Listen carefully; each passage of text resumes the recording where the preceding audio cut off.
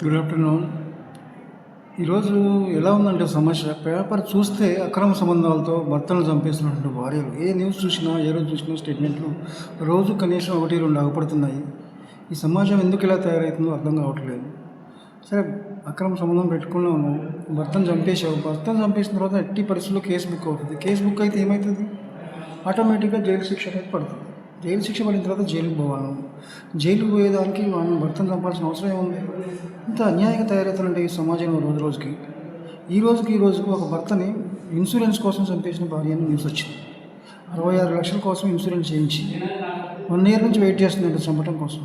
సావట్లేదని ఈరోజు car accident చేయించి ఇన్స్టెన్షియల్గా చంపేసింది. ఈ పరిస్థితులు చూస్తుంటే అసలు మనం ఎడబడుతున్నాం. ఈ సమాజం ఏమైపోతుందో రోజు రోజుకి. అసలు మానవ సంబంధాలని మంట కలిసిపోతుంది. ఎలా బ్రతకాలో తెలియనటువంటి సమాజంలో మనం బతుకుతున్నాం. దయచేసి ప్రతి ఒక్కరు ఆలోచించవలసిందిగా కోరుతున్నాను.